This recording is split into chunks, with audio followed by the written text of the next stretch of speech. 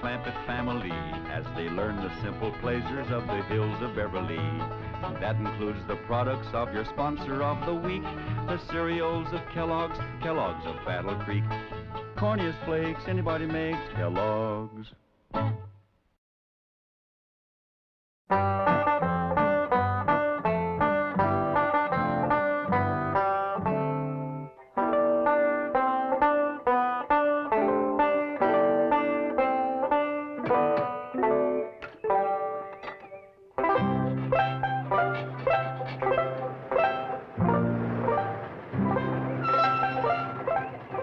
Howdy, Pearl. Have a nice trip into town. No, I didn't.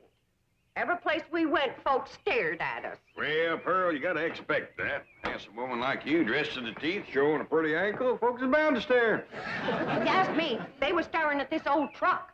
I know it's mine, Jed, but it just ain't fitting for Beverly Hills. You know what a couple of people yelled at us, Uncle Jed? They yelled, "Get a horse." I reckon they'd stare more at a horse. Jed, why don't you get one of them big, shiny limousines like Mr. Drysdale? Oh, this old truck's right handy for fetching and toting. Need a little polish here and there. Get through. You get you a piece of brick and hone all this rust off of here and then go over the whole thing with coal oil. Say, Uncle Jed, if you was to get yourself one of them there fancy limousines, I could be your chauffeur and drive you around in style.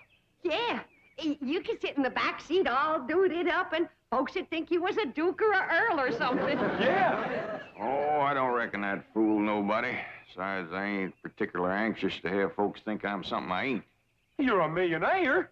Well, I bet you that's just as good as a duke or earl. All right, get through it. Take her around and go to polishing.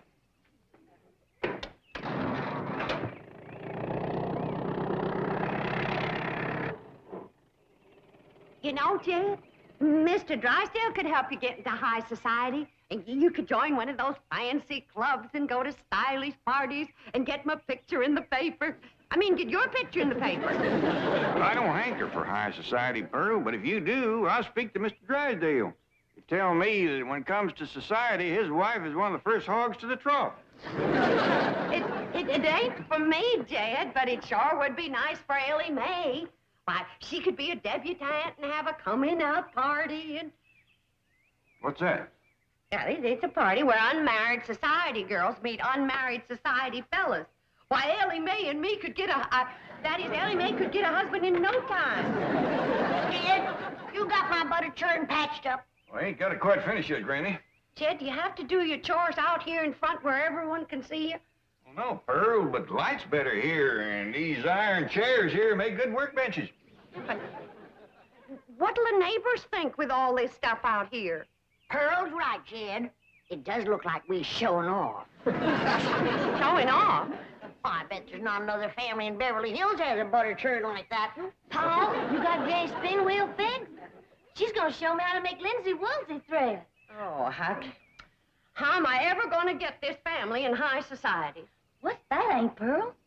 Well, society is where a bunch of high-class folks do a bunch of high-class things. Like what?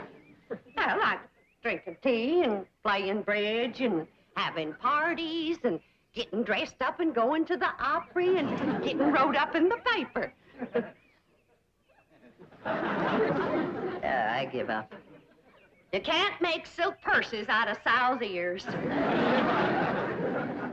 If Pearl's so dad blame anxious to drink some tea, I could make her any kind she wants. Some red clover, some slippery elm, or some sassafras. I don't reckon it's a tea so much as who she's drinking it with, Granny. Pearl like to get in with them society women like Miss Drysdale. Yeah.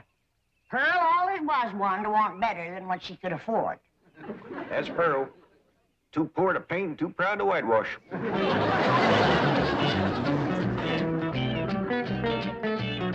And while I'm sure that the bank examiners will find our fiscal situation to be sound, I am extremely anxious... Oh, Melvin! Miss Hathaway, do you know who's coming? Yes, the bank examiners. I'm sure they'll find your bank ever so tidy. Now, to important matters. I have just received this telegram from Priscilla Ralph Alden Smith-Standish. She has consented to become our house guest. Oh, surely you're jesting. Oh! Well, Priscilla, Rolfe, Alden, Smith-Standish is going to be staying at our house? Yes, indeed, Milburn. Well, who in blue blazes is she? Did you hear that? Milburn, how can you be so uninformed and run a bank? Well, I have you helping me, dear. Thank goodness. Mrs. Smith-Standish is only the president of the Women's Federation for the Preservation and Perpetuation of the FFT of A. First family traditions of America. Well, bully for the FFT of A. But I'm expecting the SBE of C. State Bank Examiners of California. Thank you. Oh, wait, Milburn. Do I have your permission to put everything in readiness for the arrival of Mrs. Smith-Standish? Oh, you have indeed. Good. I'll have the Clampetts moved out immediately. Fine. What? Barbara, come back here. Now, what were you saying about the Clampetts? I intend to rid our neighborhood of those uncouth, unsightly hillbillies before the arrival of our prestigious house guest. You do, and the president of the FFT of A will be staying at the YWCA with you. When are you going to get it through your head that Jed Clampett's money is one of the pillars of this bank?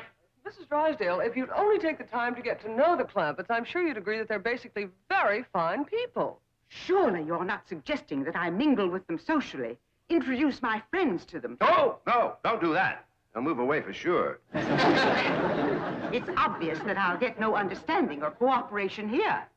I should have listened to Mother. She warned me against marrying a common bank president.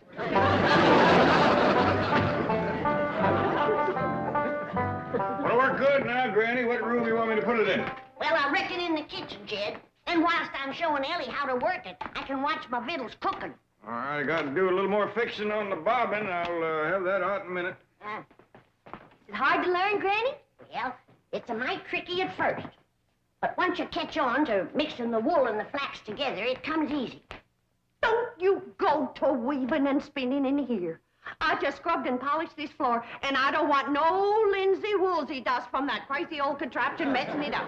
What do you mean, crazy old contraption? I mean that old thing. Now get it out of here. Well, should I put in the kitchen, Granny? You put that smack dab right in the middle of this room. Don't you dare. This floor is clean enough to eat off of. Good. Ellie, fetch my pot of jowls off of the stove. You splatter one drop of jowl juice on this floor, and I'll wrap this spinning wheel around your neck. You touch that spinning wheel, and there'll be more than jowl juice splattered on this floor. You lay a hand on me, and I'll bash you over the head so hard your shoes will have 3 tongues.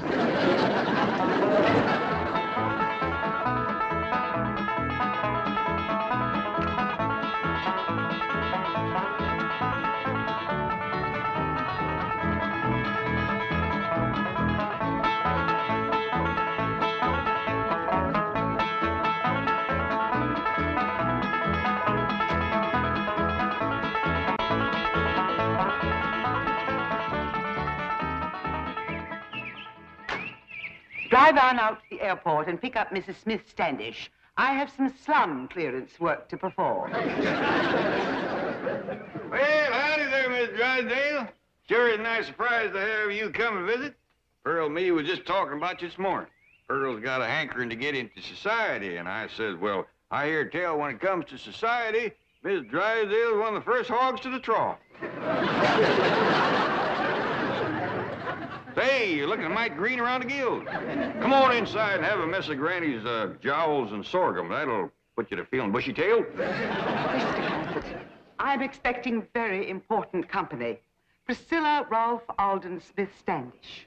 Well, bring them along. We got plenty for the whole bunch. Mr. Clampett, Priscilla, Rolfe, Alden, Smith-Standish is only one woman, and probably the world's greatest authority on colonial history, early American genealogical origins, and 17th and 18th century artifacts. And she is the esteemed president of the FFT of A. Well, we sure would be proud to meet her. I shall call upon every resource to avert such a social catastrophe. Oh, thank you very kindly. May I send a truck to pick up this debris? Well, I don't know. I'm sure Granny'd let you use anything you wanted, but I don't think she wants to sell it. I would only want it for the rubbish collector. Yeah, you're right. They make nice gifts, but like I Oh, said... enough of this. Time grows short. You are a disgrace to Beverly Hills. You in this pile of junk. Why don't you go back to the woods and live in a cave where you belong? Bravo! My sentiments precisely. You are indeed a disgrace. And the sooner you leave this lovely community, the better. Just a doggone minute, Fatso. You be careful what you say to our Granny. Give me some of those on his side. How dare her to say them things about sweet little Granny. Pearl, I hope you ain't in no hurry to get into high society. I just don't think that Miss Drysdale is gonna be too quick about giving you a leg up.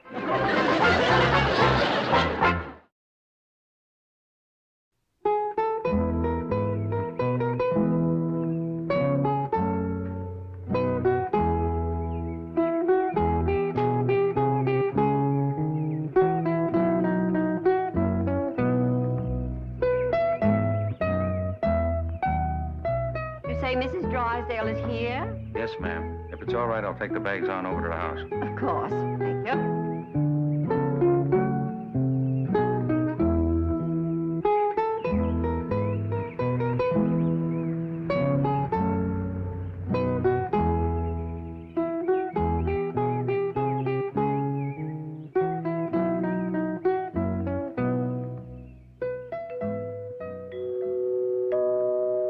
There goes that dad-blasted music again. One of these days, I'm gonna tear out all these walls and find out where that music's coming from. He says it's a ghost playing that music. Maybe it's the rascal that used to live here. Sure don't know many tunes. He keeps playing the same one over and over again.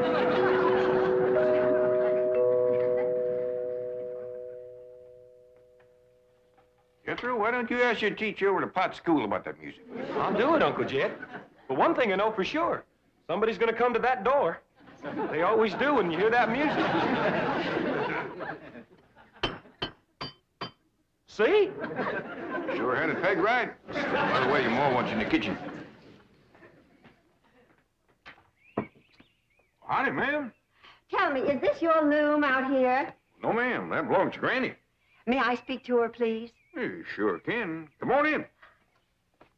I have reason to believe... Ah, what have we here? Well, that there's my daughter, Ellie Mae. Spinning wheel. Where did you get it? It's Granny's. She says it's been in her family a couple 100 years or better. I've got to meet Granny immediately. Oh, forgive me. I'm Mrs. Smith-Standish. Well, howdy, ma'am. I'm Jed Clampett, and like I say, this here is my daughter, Ellie Mae. How do you do? Howdy. Granny's out in the kitchen churning butter. Why don't you run fetch her, Ellie Mae? Oh, no, please. Churning butter? You mean by hand? Oh, no, ma'am, with a churn. That's another thing that's been in her family a powerful long time. Take me to her, will you, please? I'd be pleasured, ma'am. Ain't no use, Granny. You can't get a polish on this pewter junk. The best you can, Pearl. How can a body set a decent table with this kind of stuff? Why, if we was to have company, we'd all be disgraced. How enchanting. A vignette from the past. Oh, don't move. What a picture. The homespun dress, the colonial dust cap, the churn, the pewter, the old coffee mill. Oh, it's a tableau from another century. Who do you reckon she is, Pearl? Dogged if I know. May I get some pictures? What kind of picture? Still pictures. She's a dad-blame revenuer. We got her trapped. Well, now, hold on, Granny. Whoa, wait. Hey, you let her take your gun now. We'll have to rush her bare-handed. I don't figure this lady is no revenuer. She's just powerful took with the whole thing. How long have you had this rifle? Well, my pa gave it to me. His pa gave it to him. I reckon his pa done the same. Marvelous. And the churn. How long have you had this? Granny, ain't that the churn that saved your great-great-granny from the Injuns? It sure is. Oh, tell me about it, would you?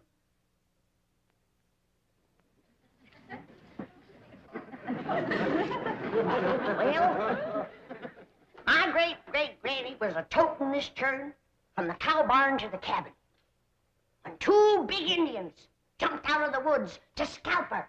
She had beautiful hair, just like mine. Get on with the story, Granny. Well, she was out of sorts to begin with, 'cause it was a hot day, and the butter kept a-melting.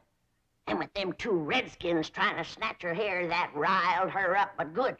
So she yanked up the dasher and she whacked one of them with it. Then she upended the churn over the other one. That old Indian ran out into the woods, all covered with hot, melted butter. He hadn't gone 50 feet when a great big old bar came out of the woods, grabbed that old rascal, and licked him to death. What a wonderful story. From then on, every day that old bar would come around looking for Granny to send him another hot-buttered Indian.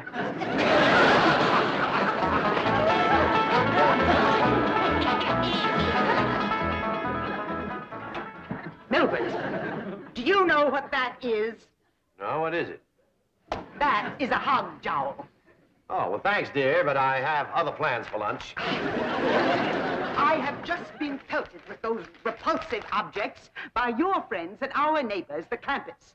Milburn, this is the last straw. Call out the militia. Have the neighborhood rezoned. Write our congressman. Do anything that's necessary, but get rid of those hillbillies. Oh, Margaret, they're not a bad sort. They're barbarians. And I warn you, Milburn, just as they brought about the decay of Rome, so Beverly Hills will crumble unless... Oh, please, Margaret, relax. Oh, you don't understand such things as class war. You're of common birth. But we of the aristocracy have always had to fear the hostility of peasants. I tell you, Milburn, those Clampetts are dangerous. If they'll attack me with hog jowls, think what they might do to a woman like Priscilla Ralph Alden Smith-Standish. And she's due to arrive any moment. Oh, she has arrived, Mrs. Drysdale. Your chauffeur just phoned. He dropped her off at the Clampetts, thinking you were there. Oh, they have her! She's been delivered into the hands of those savages. Well, get those savages on the phone. We'll prove to Margaret that everything is all right. This may be the oldest piece of pewter ever to be found on this continent. I'm just mortified, Mrs. Smith-Standish. I've been after Cousin Jed to get rid of all this junk. Now that he has money, I'm going to throw it all out. No, please, it's priceless. Say, Miss Smith-Standish, if you like old things, just wait till you get into this trunk. You'll be happy as a heifer in red clover. Marvelous. Unbelievable. Is this your family Bible? Well, no, not anymore. It got too old. Commenced to crisping and flaking off, so they pitched in and got another one about 100 years ago. It's in there in the parlor. Well, I'll get it, Uncle Jed. Hello? Dedicated to Queen Elizabeth. Yes, ma'am. This is Jethro. Mr. Clampett, this is an original Geneva Bible. It's sometimes called the Puritan Bible. 400 years old. Oh, why, yes, ma'am, Miss Hathaway. She's right here. You want it on the phone, ma'am? Not now. Tell him I'm all tied up. Hello? Oh, she can't talk right now. She's all tied up in Uncle Jed's trunk. Hello? Hello?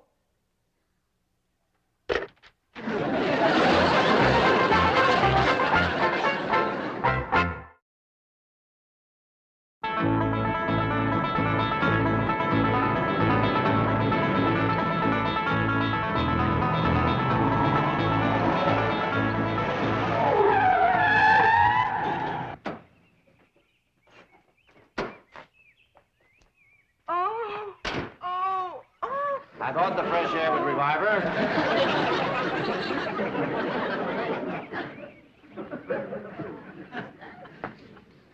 Oh, Milburn, what if they've strangled my president? Or she's suffocated in that trunk? Mrs. Drysdale, I am certain the Clampetts would not do violent harm to Mrs. Smith-Standish. Jethro has a way of confusing the facts. I can't tell you how thrilled I am to participate in this historical recreation. No, honey, this is what you call spinning. You gotta hold your thread tight. I will. Oh, untie this woman. Madam President, what have they done to you? Milburn, call the police. I want these ruffians seized and hanged immediately. What are you doing? Rescuing you from the grimy clutches of these peasants. Peasants. My dear Mrs. Drysdale, it may interest you to know that I have established almost beyond a doubt that Mr. Clampett here is a direct descendant of the first man to come ashore at Jamestown, Virginia, May 13th, 1607. What?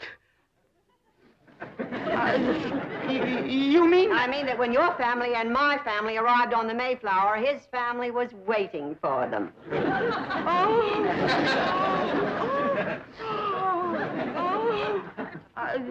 Mrs. Smith-Standish, surely there must be some ghastly mistake. Perhaps you're in a state of shock from the way these people have mistreated you. I've never been more hospitably treated in my life. I've dined on hog jowls, sorghum, homemade bread, fresh churned butter, served on pottery that might have been unearthed at Williamsburg. And I've eaten this delicious food with ancient pewter implements that would grace any museum. That reminds me, I better go wash them dishes. Oh, Granny, you know, I'm sure that Mrs. Drysdale would consider it an honor and a pleasure if you would permit her to wash these historic dishes. What? Oh, she would indeed consider it an honor, wouldn't you, Margaret? Whatever Madam President says, of course. Well, I better come along and see if I got enough lye soap. Lye soap. How ghastly. Make it myself. You make your own lye soap? Got to. You can't buy it in Beverly Hills. I offered to show Mrs. Drysdale how to make it, but she didn't care to learn. Mrs. Drysdale, am I to understand that you are ignorant of the process by which your own colonial ancestors made their soap? Well, Madam President, Oh, your education has been shamefully neglected. It's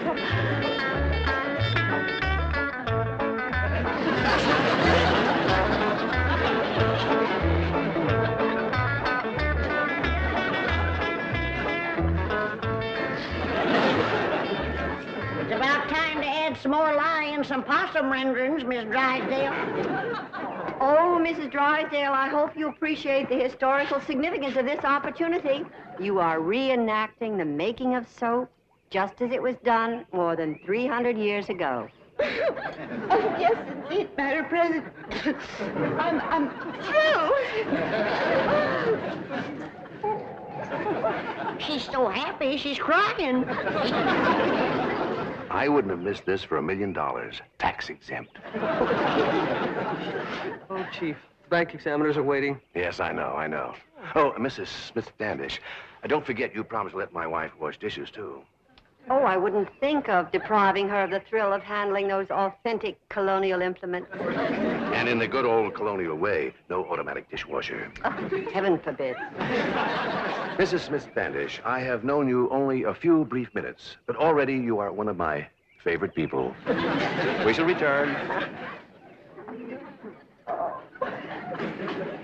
I've lost my coiffure, my mascara, and my manicure. Oh, best forget about them, honey. If they fell in that soap, they's dissolved by now.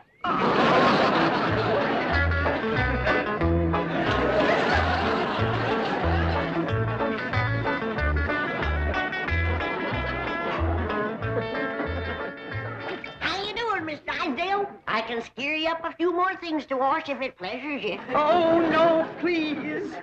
Look what this lye soap has done to my head. Yeah, they is nice and pink and rosy, ain't they? Whoa!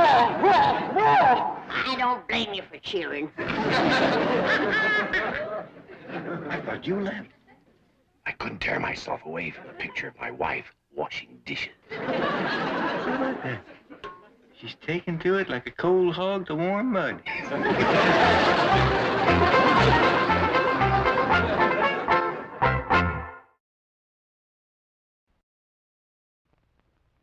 Morning, Pearl. Morning.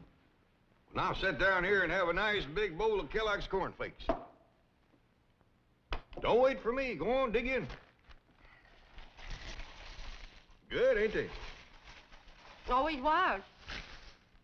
Jed, do you think Mrs. Drysdale will help me? I mean, help you get into society.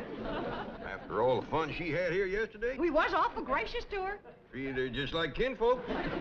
Yet, I'm going to call Mrs. Drysdale and tell her she can come over and wash all our breakfast dishes. Corniest flakes anybody makes, Kellogg's. The Beverly Hillbillies has been presented by Kellogg's Corn Flakes. Corniest flakes anybody makes, Kellogg's. From Kellogg's, has been a Filmways presentation.